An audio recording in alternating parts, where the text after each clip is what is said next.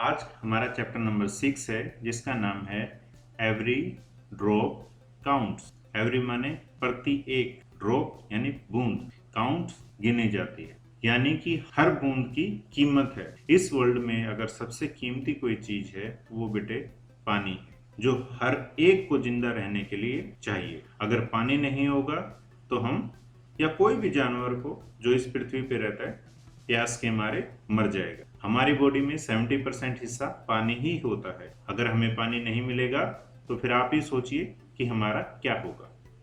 इसी पे बेस्ड हमारा जो चैप्टर है आज का, एवरी ड्रॉप काउंट्स, शुरू करते हैं। लॉन्ग लॉन्ग एगो, काफी समय पहले की बात है। This is a picture of Ghadsi Sar. यह एक पिक्चर है घड़सी सर की। सर का मीनिंग क्या होता है? Sar means a lake. Ghadsi Sar, इसको दो वर्ड बना लीजिए, GHADSI, घड़सी, SAR, सर। और सर का मीनिंग होता है lake. King Ghadsi of Jaisalmer got it made 650 years ago with the help of the people। Jaisalmer के राजा घड़सी ने 650 साल पहले लोगों की हेल्प से इस लेक को बनवाया था। All around the lake there are ghats with steps leading to the water। Lake के चारों ओर घाट हैं जिन पे क्या है? स्टेप्स हैं, स्टेयर्स हैं, पौड़ियां हैं। लीडिंग टू द वाटर, जो पौड़ियां नीचे जाती हैं पानी की ओर। डेकोरेटेड वरांदास, इसमें डेकोरेटेड यानी सजे धजे बरामदा हैं। लार्ज हॉल्स, बड़े बड़े कमरे हैं। Rooms and much more, rooms के साथ और भी बहुत कुछ। People came here to celebrate festivals and for programmes of music and dance. Music और डांस के प्रोग्राम्स के साथ साथ लोग यहाँ पर आते थे फेस्टिवल्स मनाने के लिए। चिल्ड्रन केम टू स्टडी, बच्चे पढ़ने के लिए आते थे। In the school on the ghat, घाट पर बने हुए स्कूलों में बच्चे पढ़ने के लिए आते थे। द तालाब बिलोंग्स टू एवरीवन। तालाब यानी वो जगह जहां पर पानी इकट्ठा होता है। ये हिंदी का वर्ड है, इंग्लिश में इसको पॉन्ड बोलेंगे।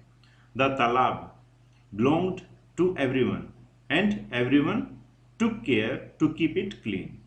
ये तालाब बिलोंग करता था, जुड़ा हुआ था हर एक से, और सभी इसका ध्यान रखते थे साफ रखने। इससे साफ पता लगता है बेटा, ये जो तालाब था ये सभी की प्रॉपर्टी थी, सभी की इक्वल जिम्मेदारी थी। इसमें सभी साफ रखते थे क्योंकि सभी को पानी चाहिए होता था। नेक्स्ट स्टेंजा पर बात करते हैं बेटा। Rain water collected in this lake spread over many miles. Rain water इकट्ठा होता था इस लेक में। रेन वाटर इकट्ठा होता था इस लेक में जो फैली हुई थी काफी माइल्स में। It was made in such A way that, इसको बनाया गया था ऐसे तरीके से कि when the lake was full, जब लेक झील पूरी फुल हो जाती थी, the extra water flowed into the another lake, जो एक्स्ट्रा वाटर होता था वो बह जाता था अगली लेक में टू ए लोअर लेवल। और वो लेक कहां पर होती थी? पहले वाली लेक से नीचे होती थी। When that too filled up, और जब वो भी भर जाती थी, the extra water flowed into the third lake, और जो एक्स्ट्रा वाटर होता था सेकंड वाली लेक का वो थर्ड वन में चला जाता था। एंड सो ऑन, और आगे भी ऐसे ही जाता रहता। फिलिंग 9 सच इंटरकनेक्टेड लेक्स, ऐसी एक दूसरे से कनेक्टेड 9 लेक्स थी, 9 झील थी, और इनमें पानी एक से दूसरे में जाता रहता था। The collected rain water could be used through out the year. इनमें इकट्ठे हुए पानी को पूरा साल इस्तेमाल किया जा सकता था। And there was no shortage of water, और यहाँ पर कभी भी पानी की शॉर्टेज नहीं होती थी। टुडे, आज, Ghadsi Sar is no more in use. Ghadsi Sar का कोई इस्तेमाल नहीं है। Many new buildings and colonies have come up in between those 9 lake. इन 9 झीलों के बीच में बहुत सारी नई बनी हुई बिल्डिंग्स और कॉलोनीज आ गई हैं। Now the water does not get collected in these lakes. अब पानी इन झीलों में इकट्ठा नहीं होता, but just flows away and is wasted. Just वो बह जाता है और वेस्ट हो जाता है। अगले पेज पर पढ़ते हैं बेटा। थ्रू द आईज ऑफ अल बिरूनी। ये अल बिरूनी कौन था बेटा? ये बहुत इंपॉर्टेंट है, इसको ध्यान से देखिएगा। मोर देन 1000 years ago, 1000 से ज्यादा सालों पहले, अ ट्रेवलर, एक यात्री, केम टू इंडिया, भारत में आया। हिज नेम वॉज अल्बिरूनी, उसका नाम अल्बिरूनी था।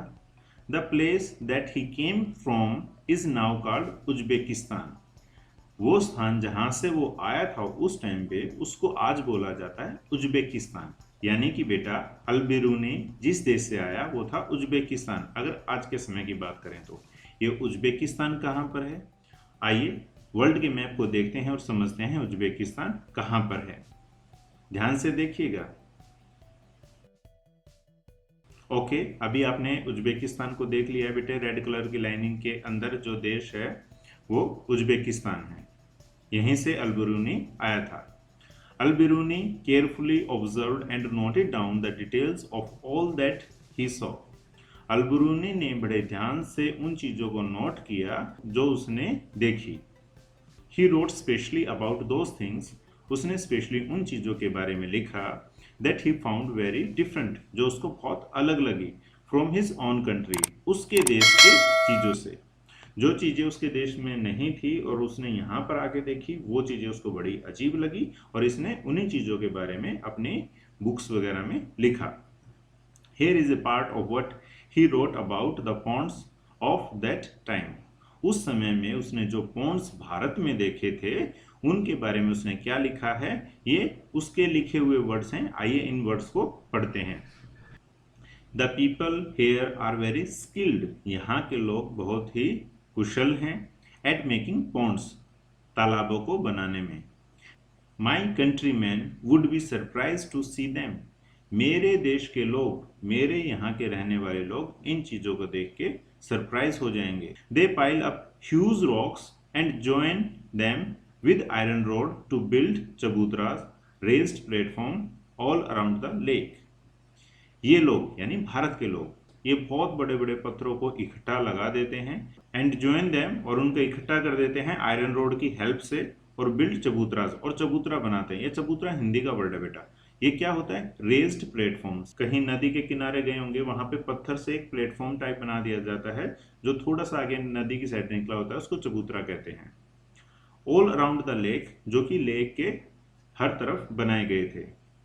Between these there are rows of long staircases going up and down, इन सभी के बीच में, इन चबूतराओं के बीच में वहां पर लंबी लंबी स्टेयरकेस यानी पौड़ियां बनाई गई थी, सीढ़ियां बनाई गई थी। किसके लिए, गोइंग अप, जिनसे ऊपर जाया जा सकता था, एंड डाउन, और जिनसे नीचे आया जा सकता था। The steps for going up and coming down are separate, ऊपर जाने के और नीचे आने के रास्ते अलग अलग थे। सो देर इज लेस क्राउडिंग, इसलिए वहां पर भीड़ बहुत कम होती थी, क्योंकि एक सिस्टम था, एक तरफ से लोग जाएंगे और दूसरी तरफ से लोग निकल जाएंगे।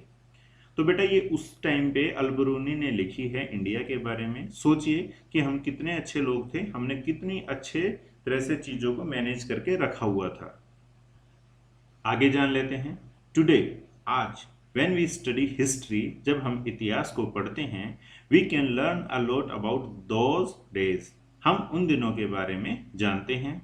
From the writings of Alberuni, Alberuni की लिखी हुई बातों से। दिस स्टैम्प, कौन सी स्टैम्प बेटा, दिस स्टैम्प, कौन सी, ये वाली stamp. This stamp came out in 1973, ये स्टैम्प प्रिंट की गई थी 1973 में, 1000 ईयर्स आफ्टर हिज बर्थ, उसके जन्म के 1000 साल के बाद। तो लगभग 1973 से 1000 साल पहले वो पैदा हुआ था अल्बरूनी। ये कहाँ का रहने वाला था बेटा, ये उज्बेकिस्तान का रहने वाला था। आपने वर्ल्ड के मैप पर उज्बेकिस्तान को पहचान लिया है, ये कहाँ पर है, ये इंडिया के बेटा जम्मू कश्मीर से ऊपर की साइड जो देश है वहां पर है। और इसने जो कुछ भी लिखा आपने जाना इसी के लिखे हुए शब्दों।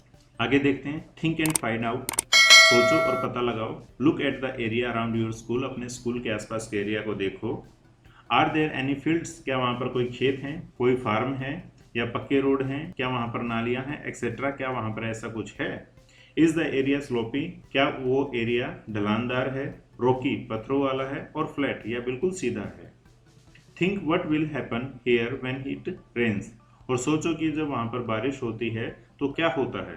Where will the rain water go, बारिश का पानी कहाँ पर जाता है। इनटू द ड्रेन्स, क्या वो नालियों में चला जाता है, पाइप्स, पाइप में जाता है, और पिट या किसी खड्डे में चला जाता है। Is some water also getting soaked into the soil? क्या कुछ पानी जमीन के द्वारा सोख लिया जाता है? बेटा आप अपने स्कूल के आसपास का एरिया सोचिए कैसा है, क्या वहाँ पे ढलान है, नहीं है, फ्लैट रोड है, कैसे हैं? बारिश आने पर वहाँ पर क्या आपके स्कूल में नालियाँ बनाई गई हैं जिससे कि सारा का सारा पानी नाली में चला जाए? और नाली का पानी कहाँ पर जाता है? क्या वो गंदे नाले में चला जाता है? क्या उसको स्टोर किया जा सकता है? क्या हम उसको स्टोर कर सकते हैं? कैसे हम इन चीज़ों को सीखते हैं या इससे कैसे फ़ायदा उठा सकते हैं, आप खुद सोचिए। हम अपने घरों में बेटा एक खुद का स्टोरेज वाटर टैंक बना सकते हैं जिसमें हम पानी को स्टोर कर सकते हैं। और बहुत जितनी भी बड़ी बड़ी बिल्डिंग्स हैं उन सभी में भी ऐसा अगर होगा तो हमारे देश में सोचो कितने ज़्यादा पानी की बचत हम कर सकते हैं। अगर ये वीडियो आपको पसंद आया है तो इसको लाइक कीजिए, चैनल को सब्सक्राइब कीजिए और भी इंटरेस्टिंग प्यारी प्यारी अच्छी अच्छी वीडियो देखने के लिए बने रहिए इस चैनल के साथ। Bye bye.